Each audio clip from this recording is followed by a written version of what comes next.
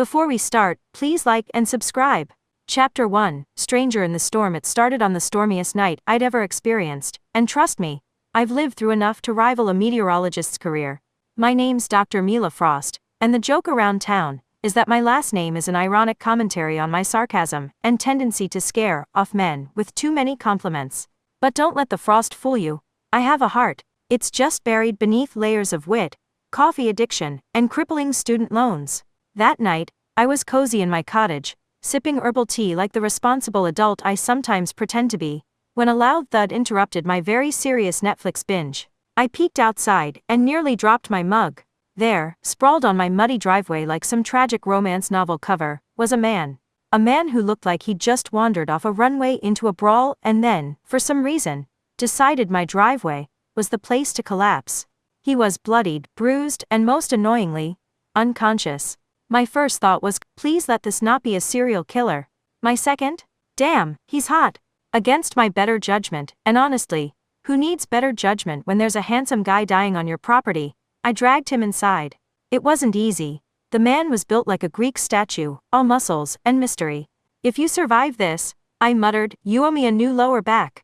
An hour later, I had him patched up, lying on my couch with an ice pack and bandages that only slightly clashed with my decor. I was staring at him, debating whether he was worth the hassle, when his eyes opened, and oh, those eyes.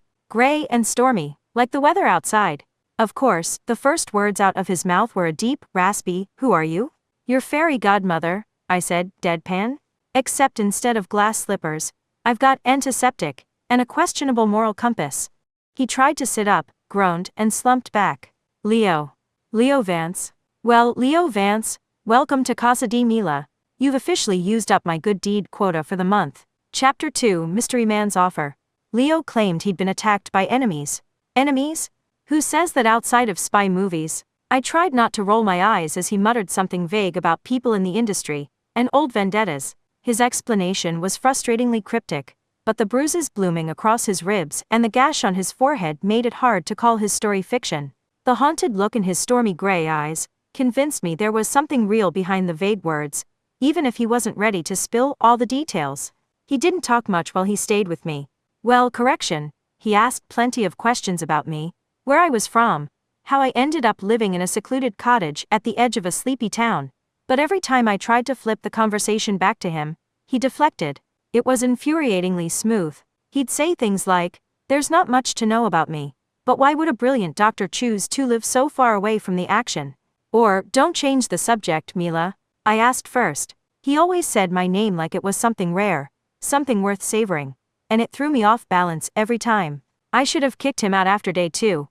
I should have, but there was something about Leo Vance that pulled me in. It wasn't just the obvious, the chiseled jawline, the way his messy dark hair always looked perfectly tousled, or the fact that he somehow managed to make limping around my house look like a runway strut. It was his presence. He carried himself with this quiet, unshakable confidence, like he knew the world would bend to his will if he so much as snapped his fingers. And yet, there was an undercurrent of vulnerability in his eyes, a tension in his shoulders that told me he didn't trust anyone, not fully. I told myself I was just being a good person, that I'd have taken in anyone who collapsed in my driveway. But the truth? I was curious. About him, about his story, about the strange mix of charm and danger he radiated like a second skin. Every time he moved, my inner doctor panicked, convinced he'd rip open his stitches, and every time he flashed that crooked grin at me, I forgot what I was so worried about. On the third day, I walked into the living room to find him sitting on my couch, staring at an old photograph I kept on the mantel. It was of my parents, taken years before the accident that left me an orphan. I froze, unsure how to feel about him touching something so personal. But before I could say anything, he asked, "Do you miss them?" It wasn't the question that got me. It was the way he asked it, like he already knew the answer. Like he understood loss better than most. "Every day," I admitted quietly. He nodded, setting the frame back in its place with surprising gentleness. "You're lucky you have this," he said, more to himself than to me. A reminder of what love looks like. There was something raw in his voice, something that made me want to ask 1,000 questions. But then he flashed that disarming grin.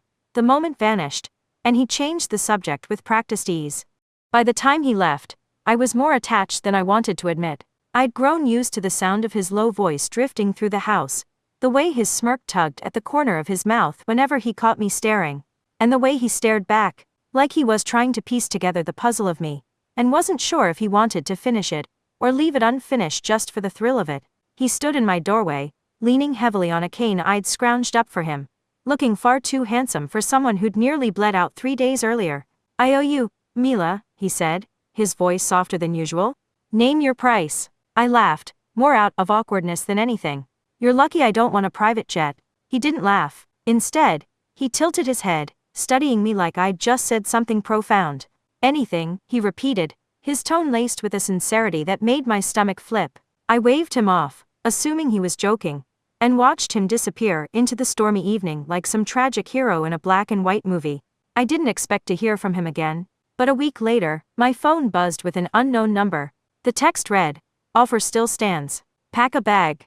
Sterling City awaits." I stared at my phone for so long, I nearly dropped it in my coffee. Moving to Sterling City to be his personal doctor? It was impulsive, ridiculous, absolutely insane. Every rational part of me screamed no. But then I thought about my tiny, predictable life in my tiny, predictable town, and about the way Leo's smirk had made me feel alive, for the first time in ages. So naturally, I ignored the rational part of me, which is how I found myself a week later, standing in the middle of a penthouse, so luxurious it made my cozy little cottage look like a cardboard box. Impulsive decisions are how horror movies start. But did I mention his jawline? And thus began the next chapter of my life. Working for Leo Vance, the walking contradiction. What could possibly go wrong? Spoiler, everything. Chapter 3. Life in Sterling City. Sterling City was the kind of place that thrived on noise and spectacle. A swirling, neon-tinted hurricane of ambition and chaos. The skyline was a forest of glass and steel, clawing at the clouds, while the streets below pulsed with an energy that felt alive.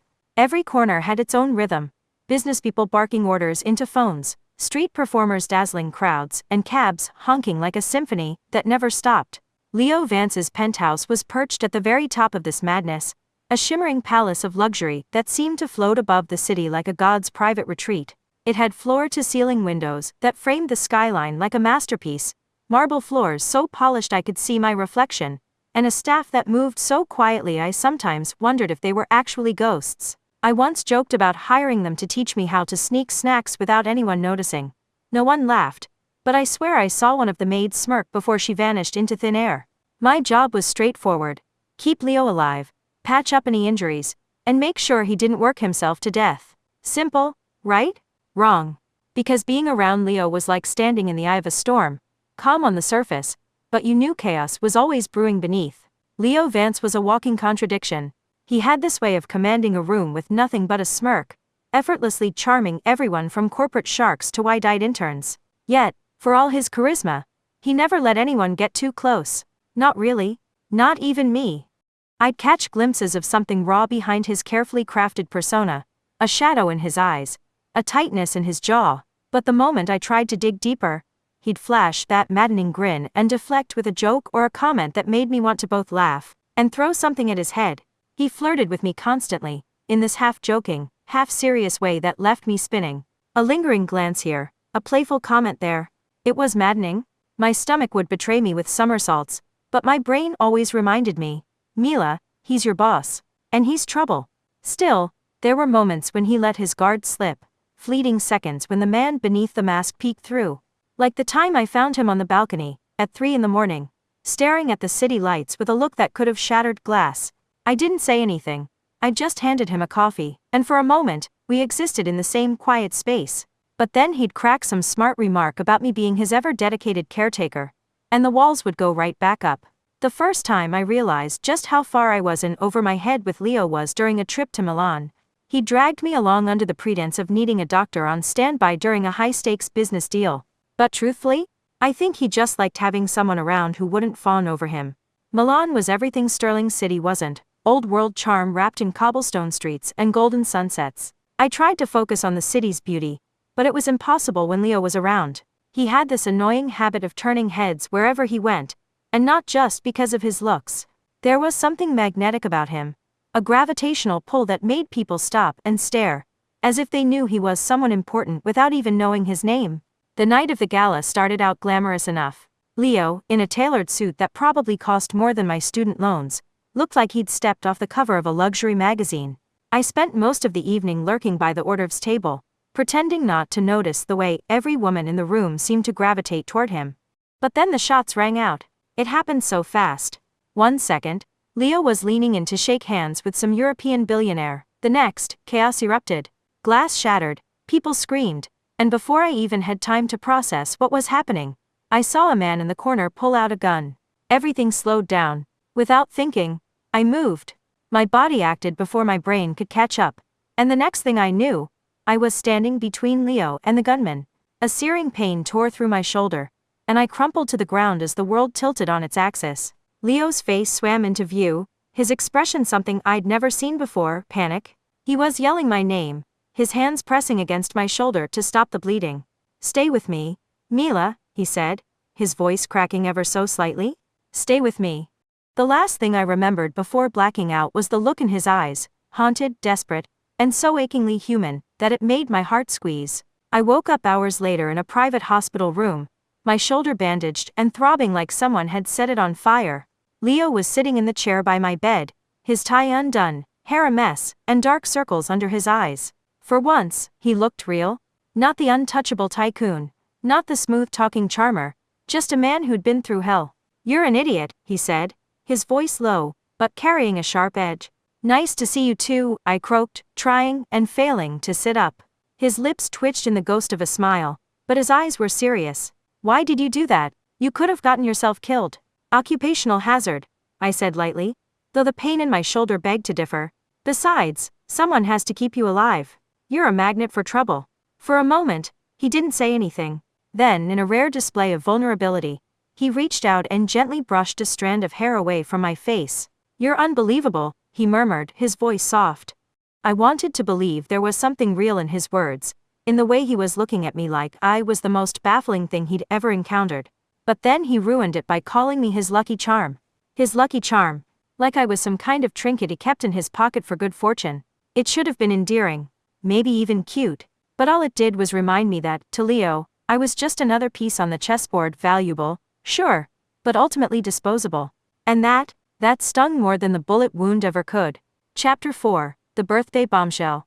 Falling for Leo Vance felt like walking a tightrope in a hurricane, thrilling, reckless, and destined to end badly. But I couldn't help myself. For all his walls and contradictions, Leo had this way of making me feel like the center of the universe when he focused on me. And I'd started to wonder if maybe, just maybe, there was something real beneath all his charm. So when my birthday rolled around and Leo surprised me with an impromptu trip to an amusement park, I let myself hope. Hope is a dangerous thing.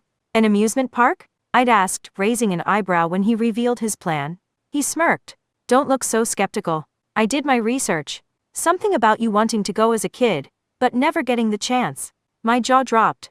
I'd told him that story weeks ago, offhandedly, while we were stuck in traffic. I'd barely remembered mentioning it, but apparently, he had. That little detail made my heart ache in a way I wasn't ready to admit. The park itself was like stepping into a childhood dream I didn't know I still had.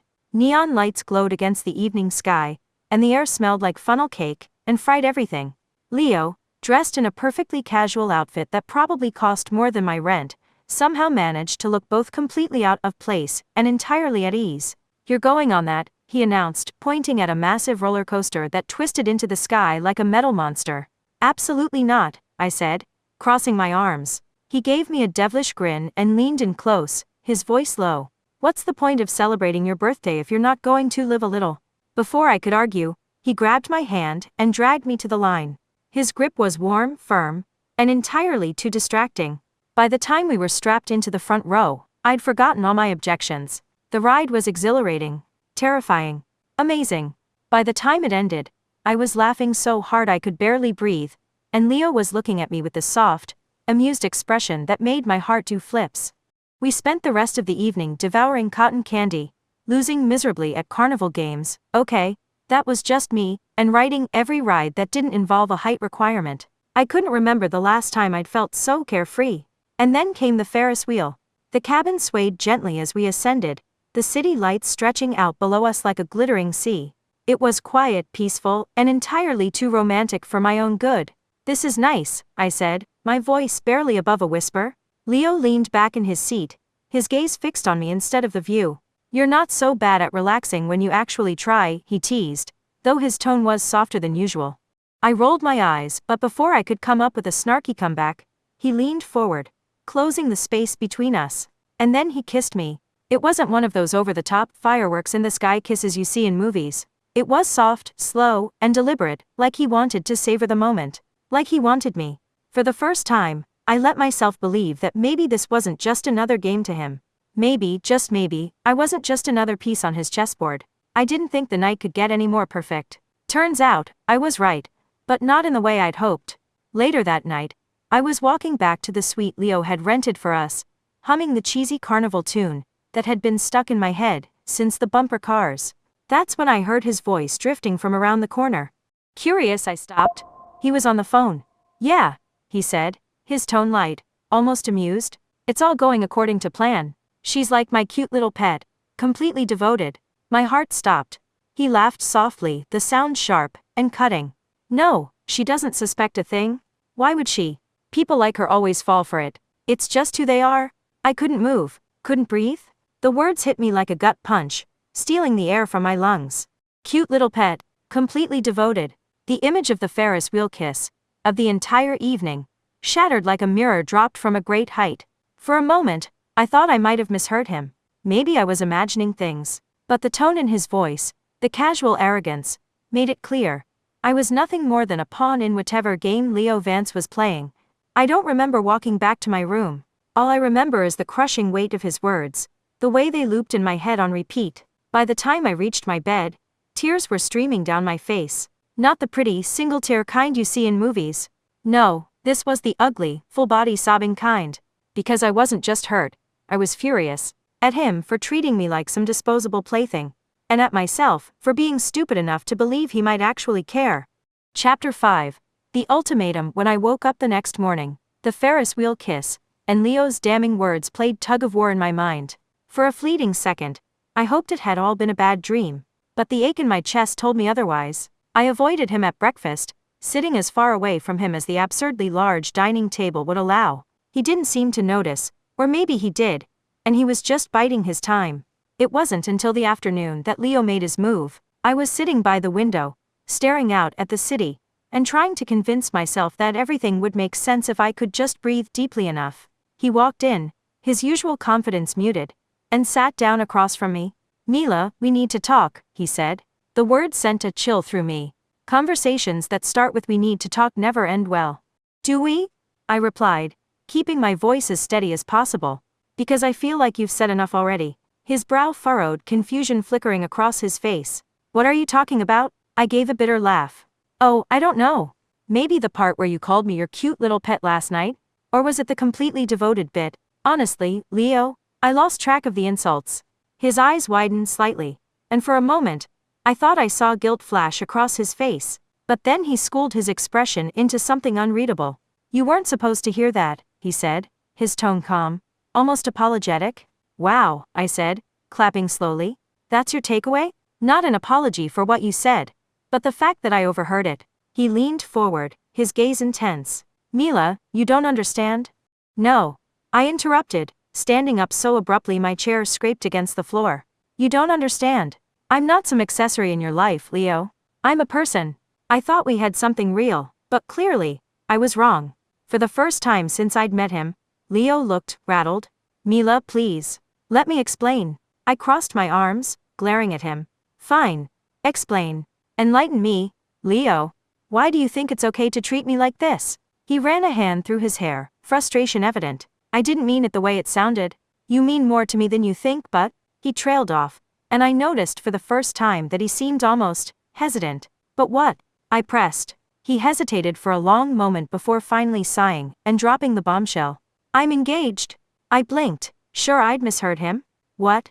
To Lila Grant, he continued, his tone clipped, like he was forcing the words out. It's a marriage of convenience. Strictly business. Nothing emotional. I stared at him, the words sinking in like stones in water. My heart was cracking wide open.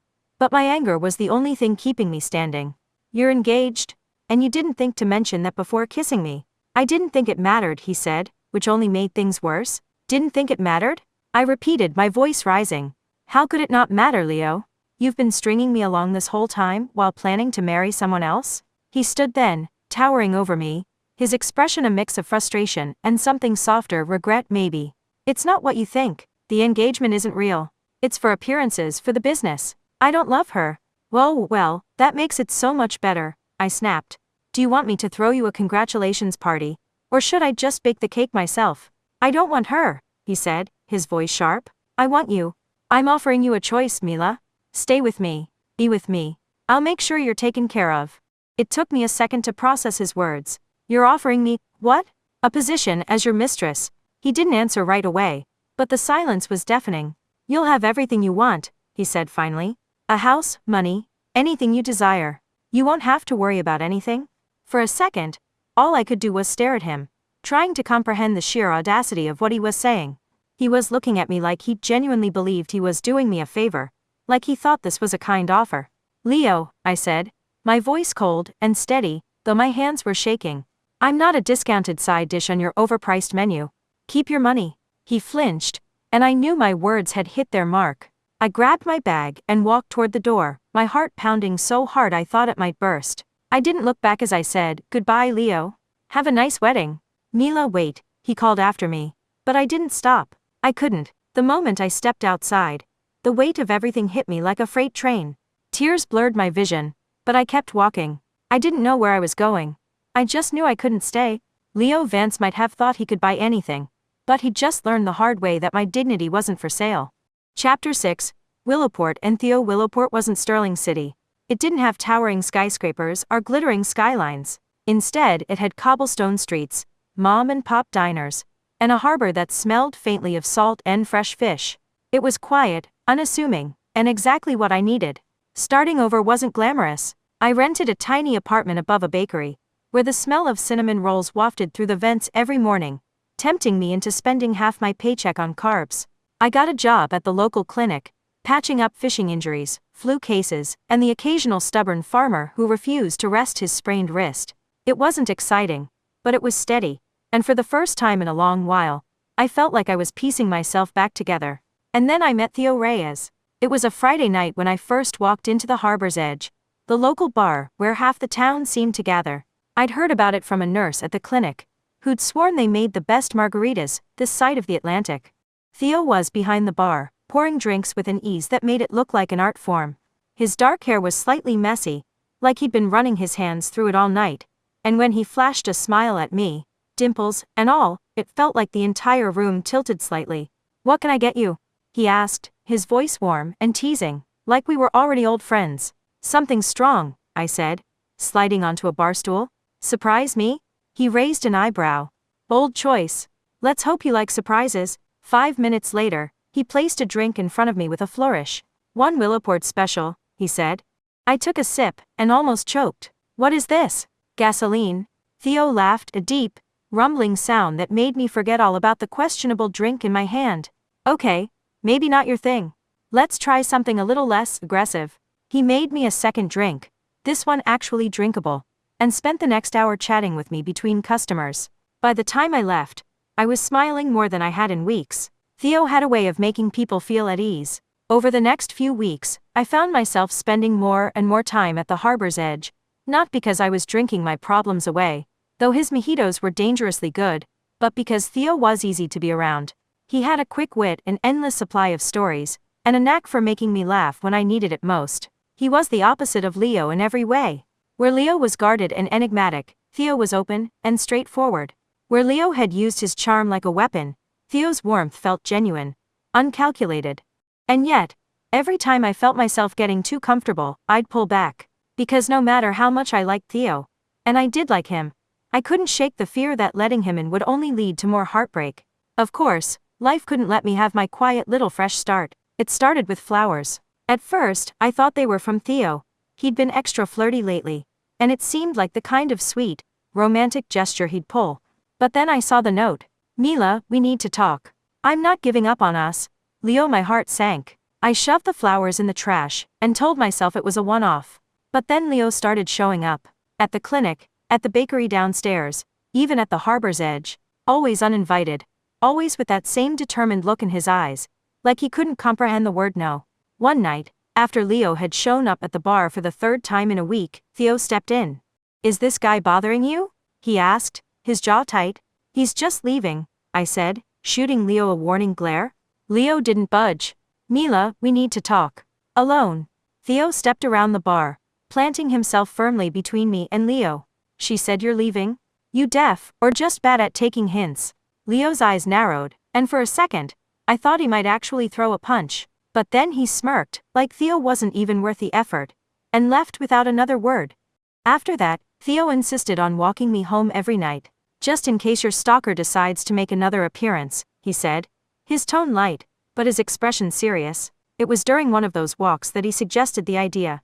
"I could pretend to be your boyfriend," he said, shrugging like it was no big deal. Might scare him off. I stopped in my tracks, staring at him. "You do that." "Why not?" he said, his dimpled grin making my heart stutter. "It's not like I'd have to fake it too hard." I froze, his words sinking in. "What does that mean?" He shrugged again. But this time, there was something vulnerable in his eyes. "It means I like you, Mila. I have since the first time you walked into my bar." I opened my mouth to respond, but no words came out. I wasn't ready for this. Not after Leo. Not after everything. "Theo," I started, my voice wavering. "It's okay," he said quickly, holding up a hand. "No pressure. I'll back off if that's what you want. But the offer still stands, fake or not." I nodded, not trusting myself to say anything else. The thing is, Theo wasn't pretending. That much was clear in the way he looked at me. The way he stood a little too close. The way his hand lingered on the small of my back when he walked me home. And that terrified me, because I could feel myself starting to let my guard down. Starting to trust him. Starting to hope. And hope, as I'd learned the hard way, was a dangerous thing. Chapter 7. The Showdown. Leo Vance was many things: handsome, charismatic, and relentless. But one thing he wasn't: a man who handled rejection gracefully. It started with whispers. Suppliers pulling out of deals with the harbor's edge, inspections mysteriously delayed, and a sudden spike in the bar's rent. Theo brushed it off at first, claiming small-town politics had a way of creeping into business. But I knew better. Leo's fingerprints were all over it. "Theo, he's doing this because of me," I said one night, pacing the length of Theo's small apartment. He leaned against the counter, arms crossed, watching me with that calm, unflappable demeanor of his. "Let him try," he said, his dimpled grin flashing. "I'm not going anywhere." His confidence made my heart ache. He didn't realize the kind of man Leo was, the lengths he'd go to when he didn't get his way. I wasn't expecting to see Leo at the charity gala. It was an event the clinic was involved in, and I'd reluctantly agreed to go, figuring I could mingle, and maybe drum up some donations. Theo came along as my date, looking sharp in a suit that probably hadn't seen daylight in years, but somehow made him look like he'd stepped off the cover of a magazine. Everything was perfect until it wasn't. I saw Leo before he saw me, standing by the bar with a glass of champagne in hand. He looked out of place, like a wolf prowling through a garden party. His eyes scanned the room, and when they landed on me, his expression shifted, determined, possessive, as if he'd just found something he'd lost. I felt Theo's hand on the small of my back. "You okay?" he asked, his voice low. I nodded, even though my pulse was racing.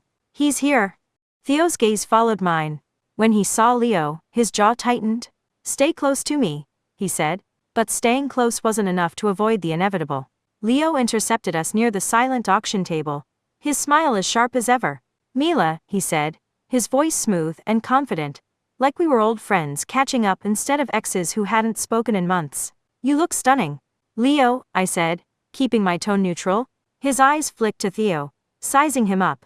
"And this must be the new boyfriend," he said, his smile thinning. "Fiancé, actually," Theo said, slipping an arm around my waist. The lie rolled off his tongue so smoothly, I almost believed it myself. Leo's expression didn't waver, but there was a flicker of something dangerous in his eyes. "Fiancé," he repeated, like the word was foreign to him. How quaint. What happened next felt like a scene from a bad soap opera. Leo waited until the room had quieted for the keynote speech, then strode to the center of the floor, champagne in hand. "Ladies and gentlemen," he began, his voice commanding the attention of everyone in the room. "I'd like to take a moment to say something personal." I froze, every muscle in my body screaming at me to run. But Theo's hand on mine kept me grounded. Leo's gaze locked onto mine. "Mila, I know I've made mistakes. I know I've hurt you, but I can't let you go without telling you the truth. I love you. I always have. The room was silent, every eye on me. I've changed, Leo continued, his voice softening. I'll give you a real home. A life you deserve. No more secrets. No more lies. The sincerity in his tone almost broke me.